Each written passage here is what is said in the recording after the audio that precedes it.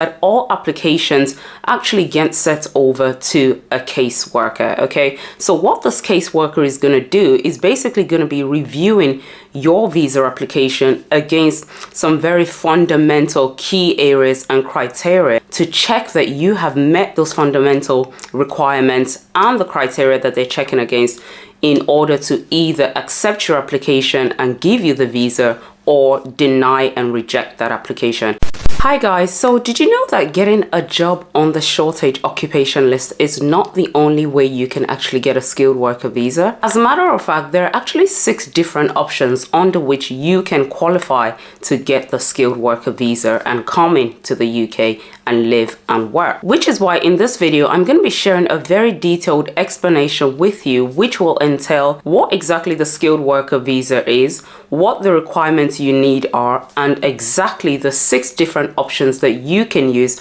to actually use to qualify for the skilled worker visa. So if you're interested in learning more about this and all the different routes that you can take to actually apply for the skilled worker visa, then do make sure you watch this video till the end. So the first thing you need to be aware about when you're making an application to the Home Office for any type of visa, including the skilled worker visa, is that all applications actually get sent over to a caseworker. Okay, so what this caseworker is going to do is basically going to be reviewing your visa application against some very fundamental key areas and criteria to check that you have met those fundamental requirements and the criteria that they're checking against in order to either accept your application and give you the visa or deny and reject that application. It's actually very important that you understand the requirements and how to actually qualify for the skilled worker visa and actually the different options that are available to you so that you can choose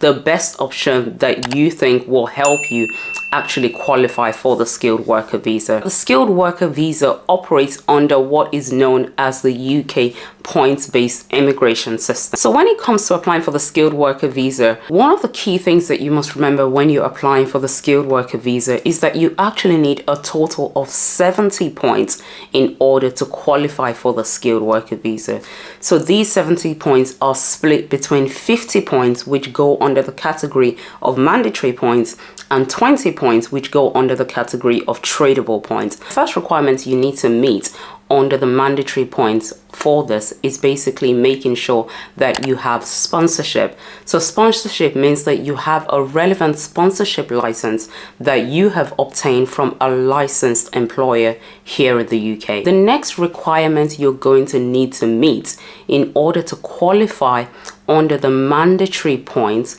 is that you are doing that job at an appropriate job skill level. Okay, this basically means that the job you are doing has a relevant occupation code in the list of shortage occupations. If you don't know what the list of shortage occupations are, it's basically a list of jobs in the UK for which there is more demand than there are people to fill those vacancies. I will leave a direct link to where you can get the full list of job occupations here in the UK so that you can check and verify whether the job that you are doing or the job that you've been offered is at an appropriate job skill level and will basically help you meet this requirement to qualify for the skilled worker visa. The third requirement that you need to meet under the mandatory points is that you're gonna need to have your English skills assessed at a skill level of B1 or above. In addition to these mandatory points, applicants do also have to get at least 20 points on the tradable points list. Okay, there are 6 different ways in which you're going to be able to do this. Under the tradable points, the first option that you have to actually qualify for the 20 points on the tradable points is for you to actually earn a salary that is at least £25,000, £600 per year. Okay, so you need to meet or exceed this threshold. Now, the second option that you can use in order to qualify for the 20 tradable points on the skilled worker visa is that you have a salary and a PhD qualification. So this basically requires that your PhD is relevant to the job that you're applying for and that the salary meets or exceeds £23,000 and £40 per year or 90% of the going rates for the shortage occupation code. If you're using a UK-based qualification, then you'll need to make sure that you submit a copy of the relevant UK certificate from a recognized UK institution. If you're using an overseas qualification, then you'll need to make sure that you have applied to an organization called ECTIS, who are able to then verify that the overseas qualification that you're using to apply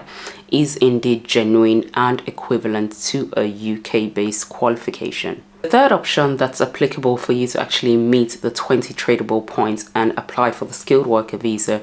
is where you have a salary option and also you have a relevant STEM qualification. So essentially, under this option, you need to have a PhD that is either in science, engineering, technology, or maths in order for you to use this option to actually receive the 20 points under the tradable points. You need to make sure that the salary meets or exceeds £20,000 480 per year, or is at 80% of the going rate for the shortage occupation code that you're applying for. Now, the fourth option you have in order to qualify for the 20 tradable points is that you have a salary plus a job that is listed on the shortage occupation list. So this is by far one of the most popular routes that a lot of people and a lot of candidates often tend to use to apply for the skilled worker visa. Okay, this basically requires that you take a job that is listed on the UK's shortage occupation list or the skilled worker list.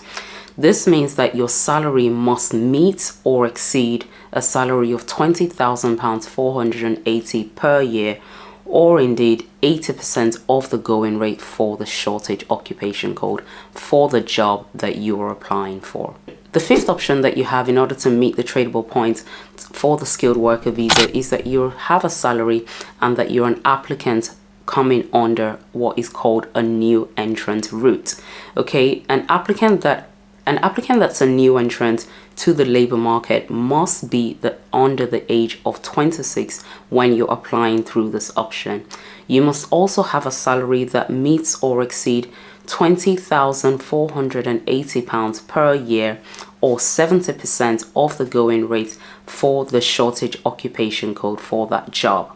There are other requirements to be met through this route, so what I'll do is I'll leave a link in the description box below if you're interested in actually using this route to qualify for the 20 tradable points for the skilled worker visa. Now that takes me on to your sixth option, which is basically making sure that you have a salary and that you have a job that is listed in either the health or education occupation. This basically means that you have a job offer that is either listed on a category of being under health or education, and that your salary basically equals or exceeds £20,480 per year, or indeed the going rate for that shortage occupation code. If you're interested in learning more about any other visa types that you might be applicable for, then do make sure you check out some of my other videos here, and I'll also be sure to leave the links to these videos down in the description box below.